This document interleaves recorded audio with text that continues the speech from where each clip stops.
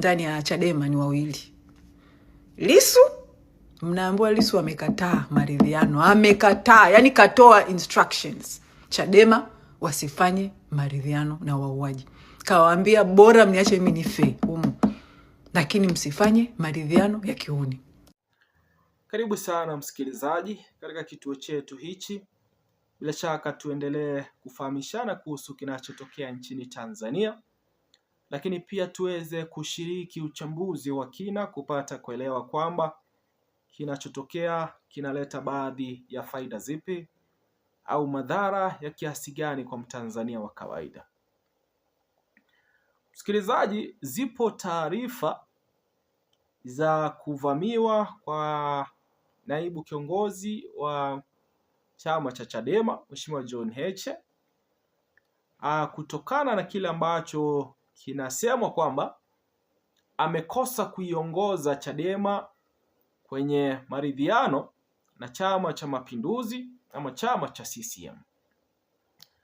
Na sasa msikilizaji, hatua hizo alizoweza kuchukua kuhakikisha kwamba Chadema haijaweza kuingia maridhiano na Chama cha Mapinduzi ama CCM, kinafanya kwamba wana CCM watafute mbinu za kuhakikisha kwamba John Heche hana nafasi ya kuweza kuendelea kuzungumza tena, ama hana nafasi ya kuendelea kuzungumza kama kiongozi wa chama cha Chadema, na waweze kuhakikisha kwamba nafasi yake hiyo inaweza kupatiwa mtu ambaye anaweza kuiongoza Chadema kwenye maridhiano na Chama cha Mapinduzi na chama cha CCM. Msikilizaji, taarifa hii msikilizaji imeweza kutolewa na Mange Kimambi ambaye pia ni mwanaharakati, na taarifa hii inaweza kusoma hivi msikilizaji. Ina kichwa cha John Heche is a dead man walking. Kisha akasema huu mpango wa kumwondoa kiongozi wa Chadema kupitia kumchafua kuwa kaipa pesa za tone tone, ukishindwa kumwondoa, CCM watamuua ili waweze kuweka mtu ambaye ataipeleka Chadema kwenye maridhiano na kimama.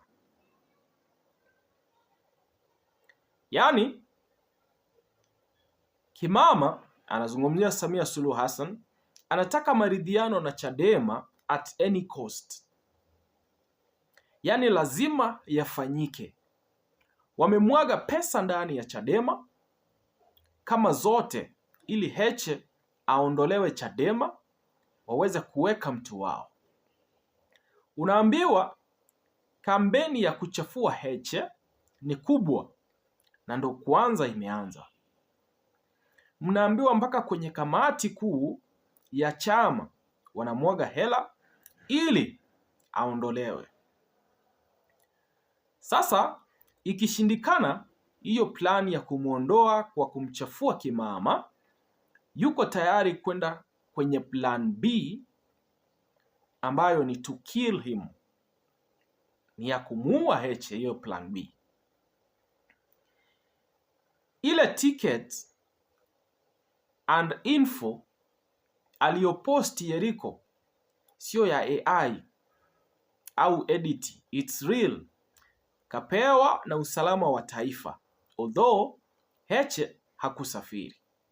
Ila hali ni mbaya kiasi hicho. Mombo anamstock Heche kila anapoenda, anasubiri go ahead ya kimama then amuue Heche. Watanzania, Heche na Lissu ndio watu wa mwisho tulionao wenye msimamo mkali. Tumlinde Heche kwa njia yoyote, yaani hata ikibidi tupeane zamu kulala nje ya geti lake, au hata tuchange tulipie International Security Group waje kumlinda, otherwise he is dead. Kwa sasa John Heche kama Tundu Lissu atapambaniwa na kila Mtanzania. Hizi harakati zina damu za Watanzania. Hatuwezi kukubali damu za ndugu zetu zichezewe na wanasiasa wenye tamaa. Msikilizaji, hiyo ndio taarifa ambayo aliweza kuiachilia Mange Kimambi, akiweza kusema kwamba kuna mpango wa CCM kumwondoa Mheshimiwa John Heche kwenye nafasi ya uongozi kama makamu mwenyekiti wa chama cha Chadema. Na katika kufanya hivyo, wanataka kuhakikisha kwamba mawili. Lissu, mnaambiwa Lissu amekataa maridhiano, amekataa, yani katoa instructions Chadema wasifanye maridhiano na wauaji. Kawaambia bora mniache mimi nife humu, lakini msifanye maridhiano ya kiuni. Naona? Kwa hiyo Heche anajaribu kufata sasa kile anachokitaka Lissu. Kwa hiyo huku nje mtu wa Chadema alibaki ambaye anagoma maridhiano mpaka mwisho wa siku ni Heche. Unaona? Sasa kuna watu ndani ya Chadema wameshafika bei na CCM ya kupush haya maridhiano na Chadema ingie kwenye maridhiano. Tatizo ni viongozi hawa wawili. Lissu ndio kiongozi mkuu, lakini yuko ndani hana power. Hawa ambao wako nje wakiamua kufanya maridhiano, hakuna kitu Lissu anaweza kufanya. Chadema inaweza kufanya haya maridhiano hata bila Lissu kwa sababu yuko ndani. You see? Kwa hiyo mtu mwenye power huko nje ni huyu, ni Heche. Unaona? Na Heche hataki maridhiano. Unaona? So sasa hivi kuna watu Chadema sasa wanatafuta sasa jinsi ya kumchomoa Heche Chadema. Wanatafuta sasa jinsi ya kumchomoa Heche ili wamweke mtu ambaye ataenda sasa kwenda kufanya maridhiano. I'm not sure if you understand. Mbali na hiyo kwamba kuna watu ambao tayari wamefika bei, yani watu ndani ya Chadema ambao wameshafika bei ya CCM ya wauaji na wako tayari kutuuza Watanzania na kwenda kufanya maridhiano na CCM. Ukiacha mbali na hiyo, kuna drama ndani za kina Sugu.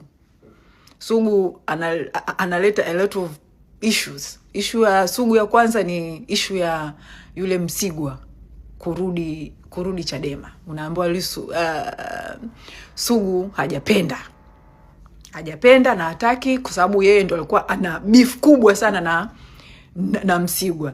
Yani issue kubwa ya Msigwa kutoka Chadema ilianzia issue ya beef yake na na Sugu. Sasa kama mkikumbuka kile Msigwa alivyoenda kupokelewa, yani alivyoenda kule kwenye kanda ya Sugu, walivyofanya ule mkutano, alienda Heche, sio kina nani wakafanya mkutano mkubwa. Sugu akasusa kwenda, na ile ilikuwa ni kanda yake, yeye ndo alitakuwa kuwa pale kumpokea Msigwa, yani kwenye shughuli. Sugu akasusa, hataki kwenda kwenye shughuli. Wakajikusanya wao na kina Lema kina nani, wakaenda kufanya shughuli yao nyingine. Yani kama mnakumbuka, I think ile siku kuwa kuna wanapata mtu ama wanapata kumpatia nafasi mtu ambaye anaweza kuenda sambamba na misimamo ama na maelekezo ya wana CCM.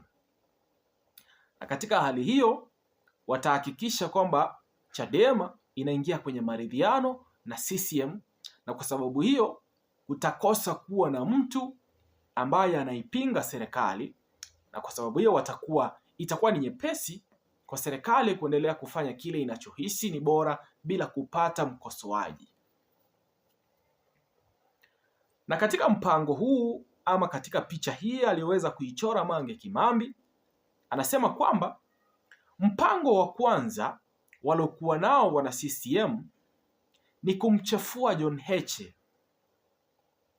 ama kumwelekezea kashfa mbalimbali zitakazohakikisha kwamba jina lake linachafuka ili aondolewe katika nafasi ya makamu mwenyekiti wa chama hichi cha Chadema, ili wapate njia rahisi ama njia nyepesi ya kumpa nafasi mtu atakayeiongoza Tanzania ama atakayeiongoza Chadema kunradhi, kuingia kwenye maridhiano na chama cha CCM ili waweze kuhakikisha kwamba wanakosa mkosoaji na wanaweza kuendesha taifa jinsi wanavyohisi wenyewe.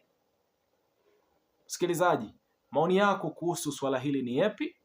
Achia maoni yako kwenye comment section, lakini pia endelea kutufuatilia kwa faida ya kuendelea kujifahamisha kuhusu kinachotokea nchini Tanzania, lakini pia kuweza kuhakikisha kwamba umepata uchambuzi wa kina wa kinachotokea, kupata kuelewa kiundani kinachoendelea.